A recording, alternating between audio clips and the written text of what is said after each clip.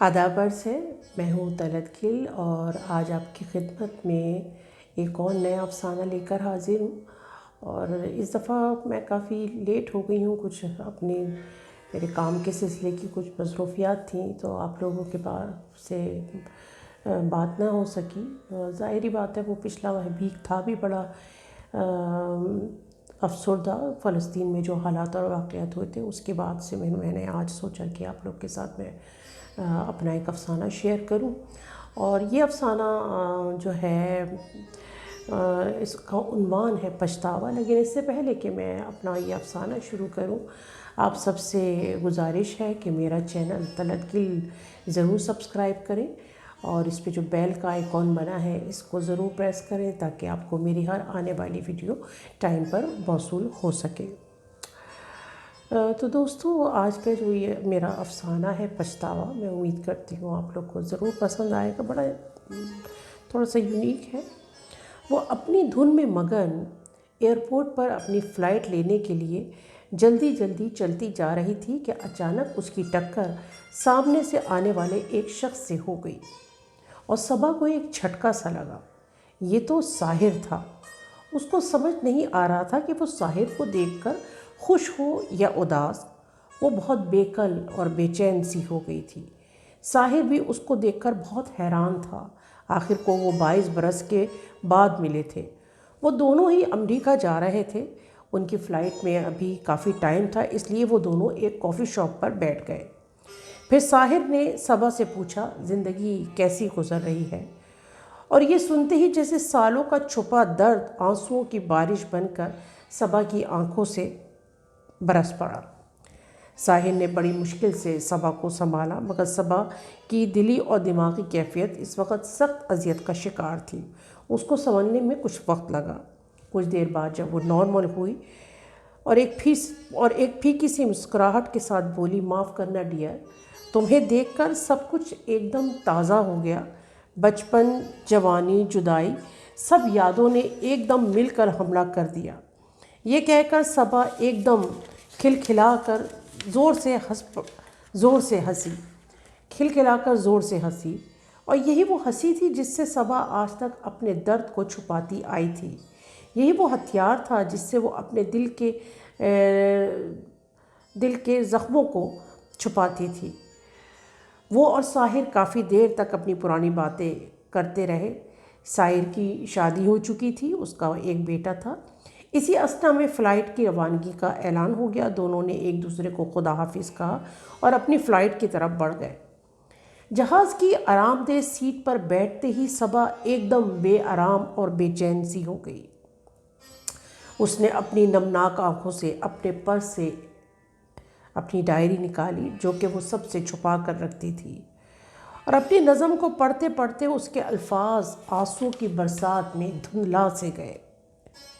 یہ کون سے زخم ہے جو بھرتے نہیں ہیں، جو روزانہ ایک کوپل کی طرح کھلتے ہیں، روزانہ ایک نیا گل بن جاتے ہیں۔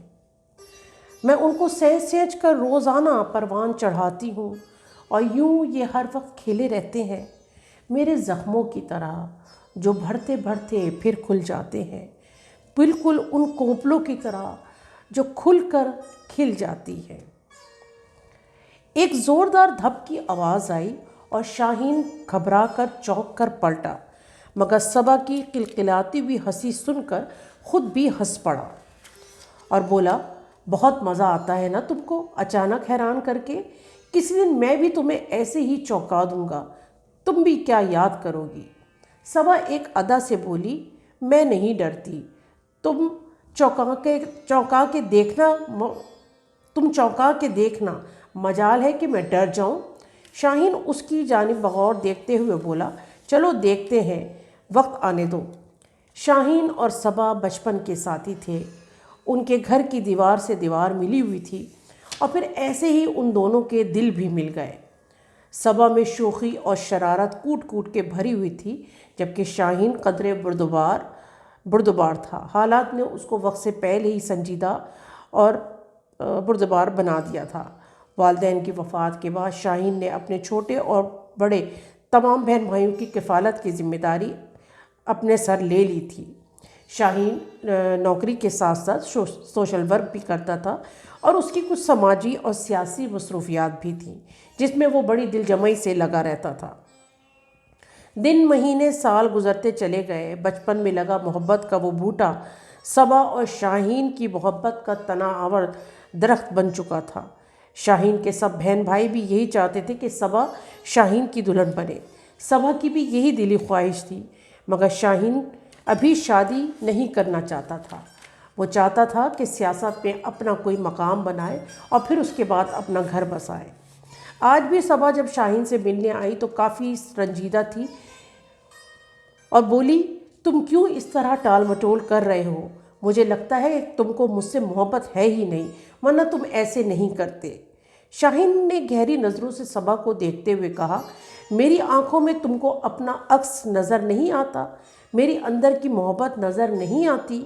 صبا نے منہ پھلاتے ہوئے جواب دیا، مجھے سب نظر آتا ہے، مگر یہ نہ ہو کہ تم میرا عکس لیے بیٹھے رہو اور میرے والدین مجھے کسی اور کے ساتھ رخصت کر دیں۔ صبا کی بات سن کر شاہین ایک دم تڑپ سا گیا۔ کیا تم میرے لیے تھوڑا سا انتظار نہیں کر سکتی؟ صبا نے ایک دم الجھتے ہوئے کہا، کر سکتی ہوں، مگر تم اپنا رشتہ تو بھیجو، شادی بعد میں ہو جائے گی۔ اور پھر کچھ دن بعد شاہین کی بہن صبا کا رشتہ لے کر اس کے گھر آئی۔ صبا کے تو مانو پیر زمین پر نہیں ٹک رہے تھے، مگر یہ کیا ہو گیا؟ پردے کے اوٹ میں کھڑی صبا پر جیسے برق سی گر پڑی۔ ابا جی نے شاہین کی بہن کو ٹکا سا جواب دے دیا کہ ہم اپنی ذات اور اپنے مسلک ہی میں شادی کرتے ہیں، اس لیے وہ یہ رشتہ قبول نہیں کر سکتے۔ صبا کو تو ایک دم چپ سی ہی لگ گئی۔ اس کے والد ایک معتبر اور دیندار انسان تھے، کوئی ان کے فیصلے کے خلاف جانے کی جرت نہیں کر سکتا تھا۔ صبا نے بہت جرت کر کے ان سے بات کرنے کی ٹھانی، مگر منہ کی کھائی۔ ابا جی اس کی کوئی بات سننے کو تیار نہیں تھے۔ صبا نے کئی بار شاہین سے بات کی اور اس کو کورٹ میرج پر آمادہ کرنے کی کوشش کی، مگر شاہین اس بات پر بالکل راضی نہیں ہوا اور بولا، میں پہلے ہی چاہتا تھا کہ ابھی شادی کا قصہ نہ چھیڑیں۔ میں پہلے اپنا سیاسی کریئر بنانا چاہتا ہوں اور اپنا مستقبل بہتر کرنا چاہتا ہوں، پھر شادی کا سوچوں گا۔ اور پھر سب کچھ ختم ہو گیا۔ صبا کو چپ سی لگ گئی۔ شاہین کے دوست ساحر نے بہت بار صبا کو شاہین کے پیغامات دیے، مگر وہ ان کو پڑھے بغیر رکھ دیتی۔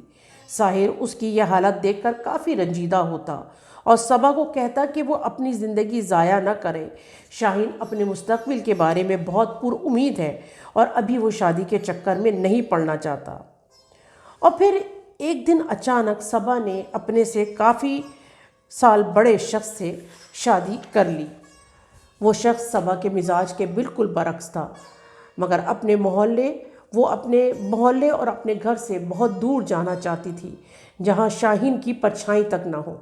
شادی کے کچھ عرصے بعد وہ امریکہ منتقل ہو گئی۔ اس کے 2 بچے بھی ہو گئے۔ ساحر سے اس کا ٹیلی فون پر رابطہ رہتا تھا۔ صبا کی شادی کو گو کہ کافی عرصہ ہو گیا تھا، مگر اس کی زندگی کا خالی پن اس کو کسی پل چین نہیں لینے دیتا تھا۔